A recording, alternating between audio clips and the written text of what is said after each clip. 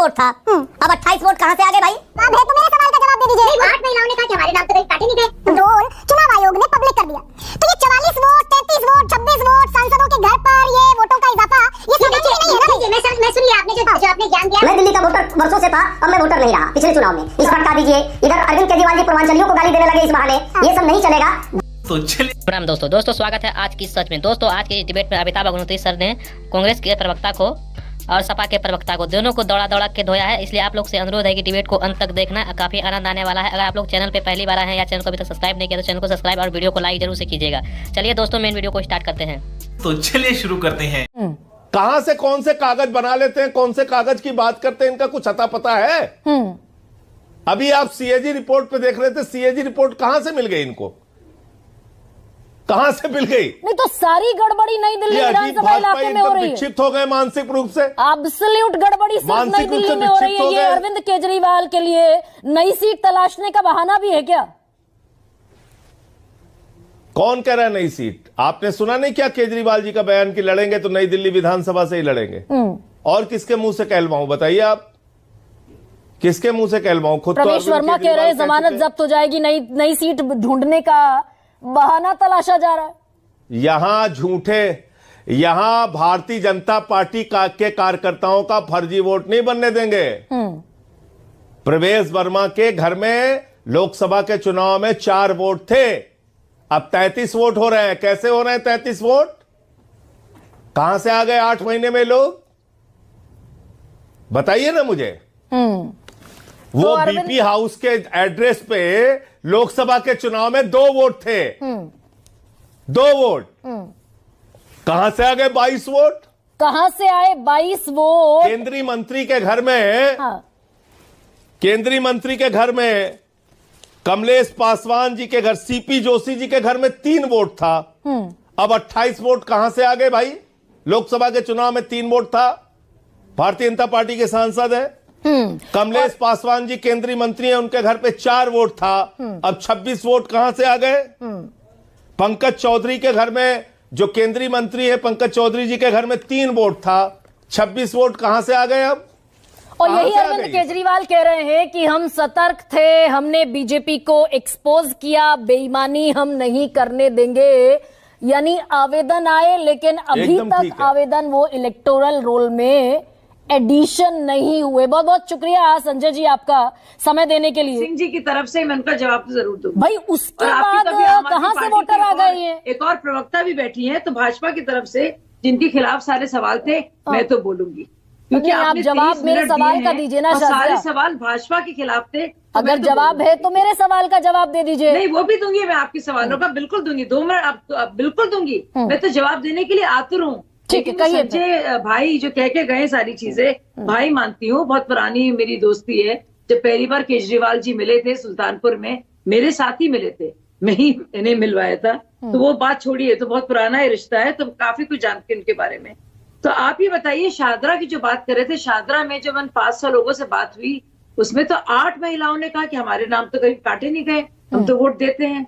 यानी कि एक और झूठ बोला गया। तो झूठ पर झूठ जो बोलता है, तो उसका झूठ का तो जवाब है नहीं मेरे पास। कोई कुछ भी कह दे, हिमानी जी, गरिमा जी, आज मैं कह दूं क्या मुझे मारने की कोशिश कर रही थी, पीटने की, वो सच तो नहीं होगा ना। तो अगर आपसे सवाल जवाब पूछा जाए, आप क्या जवाब देंगी? क्योंकि उसमें आप क्या बोलेंगी? तो इस तरह के झूठ का तो किसी के पास जवाब नहीं, क्योंकि पता नहीं वो क्या बोल रहे हैं और पुराने झूठे हैं। अच्छा, अगर आप रोहिंग्या को हटाएंगे नहीं तो क्या करेंगे? बसाएंगे। और अगर वोट, और वही सौरभ भारद्वाज जो विधानसभा में जाकर एक टिन का डब्बा लेके गए थे और कह रहे थे ऐसे होती, आपको याद है? याददाश्त मेरी तो बड़ी पुख्ता है। बाकायदा डब्बा लेके गए थे और कह रहे थे देखिए ऐसे होता है हिसाब किताब, ऐसे मैनिपुलेट होते हैं। बहुत ही जल्दी पंजाब का चुनाव हुआ। पंजाब का जब चुनाव हुआ तो बहुत ही धड़ल्ले से बम्पर जीते ये लोग। जब बम्पर जीते तो वही ईवीएम मशीनरी ठीक हो गई, वही इलेक्शन कमीशन कमाल का उसने काम किया। अब शाजिया एक बात बताइए, शाजिया बौखलाए हुए हैं। शाजिया एक सवाल ये है भाई, जो इलेक्शन कमीशन है उसने डोर टू डोर कैंपेन चलाया। 29 अक्टूबर से 28 नवंबर तक स्पेशल समरी रिवीजन किया, कहां कितने वोटर किस घर में कितने फर्जी हैं कितने नहीं हैं, और सारे दावों का निपटारा कर दिया 24 दिसंबर तक। और 6 जनवरी को एक नया इलेक्टोरल रोल चुनाव आयोग ने पब्लिक कर दिया। तो ये 44 वोट, 33 वोट, 26 वोट, सांसदों के घर पर ये वोटों का इजाफा, ये सामान्य भी नहीं है ना भाई। जी, मैं सुन लिया आपने जो हाँ। जो आपने ज्ञान दिया है वो हर जगह है, हर एक अखबार में है। हाँ। और 6 जनवरी को फाइनल लिस्ट आई है। अब तक 82,000 डिलीशन की बात हुई है और 4,08,04,00,000 वोटर्स की नए नामों की बात हुई है। हाँ। कुछ मॉडिफिकेशन है, फॉर्म 6 से वोट बढ़ाए जाते हैं और 7-8 से मॉडिफाई होते हैं और 7 से नए लाए जाते हैं, 6 से डिलीट होते हैं।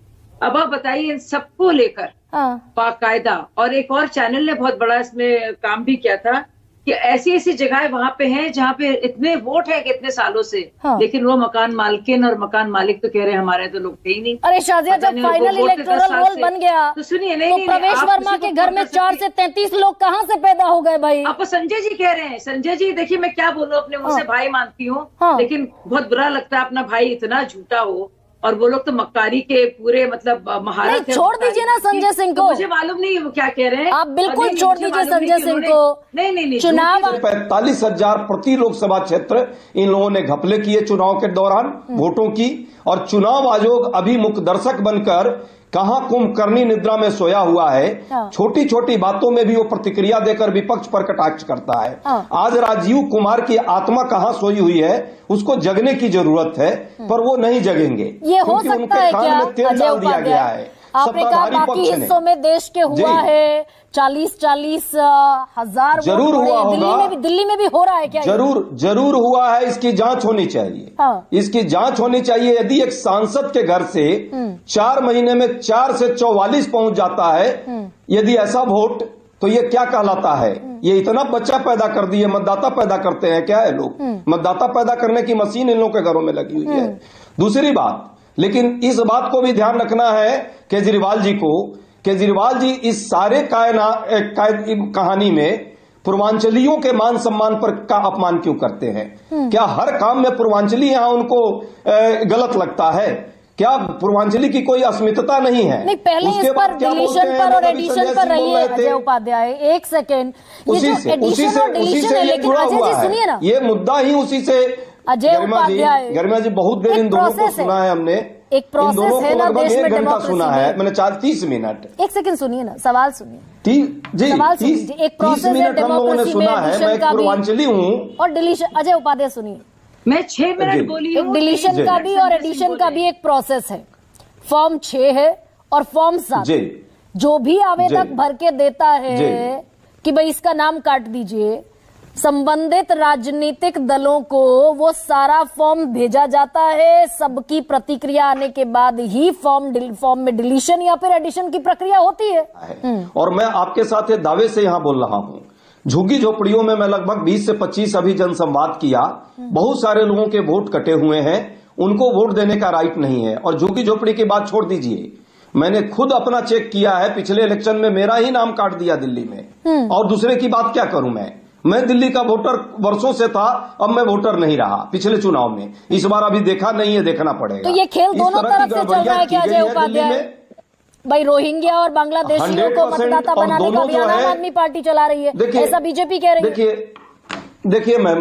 देखिए मैम, बांग्लादेशियों को मतदाता बनाना, ऐसे तो मतदाता बनता नहीं है, तो फिर तो ये भी चुनाव आयोग का फेलियर हो जाएगा कि यदि विदेश के लोग यहाँ के मतदाता बन जाएंगे। इसका मतलब लोकल सरकार जरूर इन्वॉल्व है, लेकिन वो विदेश से आए कैसे यहाँ? ये तो सबसे बड़ा प्रश्न हो जाएगा गृह मंत्रालय के लिए, देश की सरकार के लिए। तो मुझे लगता है कि ये सब राजनीतिक पैंतरेबाजियां हैं। सच तो यह है कि जनता के मुद्दों से मुद्दों को भटकाना है, और चुनाव आयोग का यंत्र तंत्र षड्यंत्र जो चल रहा है, खेल खेल करके जो नया मंत्र मोदी जी का है, उसको कहीं ना कहीं बचाने का ये सब षड्यंत्र है। रोहिंग्या का नाम ले लीजिए, कभी कोई और मुद्दा भटका दीजिए, इधर अरविंद केजरीवाल जी पूर्वांचलियों को गाली देने लगे इस बहाने। ये सब नहीं चलेगा। चौधरी हो और भी बहुत सारे नाम है। ये लोकसभा से अचानक बढ़ जाना, और वो भी तब जब election commission special summary revision कर चुका हो। दोस्तों वीडियो को अंत तक देखने के लिए धन्यवाद। आज का ये डिबेट वीडियो आप लोग को कैसा लगा आप लोग कमेंट सेक्शन में अपनी राय जरूर देना। अगर आप लोग चैनल पे पहली बार आए हैं या चैनल को अभी तक सब्सक्राइब नहीं किया तो चैनल को सब्सक्राइब और वीडियो को लाइक जरूर से कीजिएगा। चलिए दोस्तों मिलते हैं कोई और लेटेस्ट डिबेट वीडियो में, तब तक के लिए जय हिंद, जय भारत, वंदे मातरम।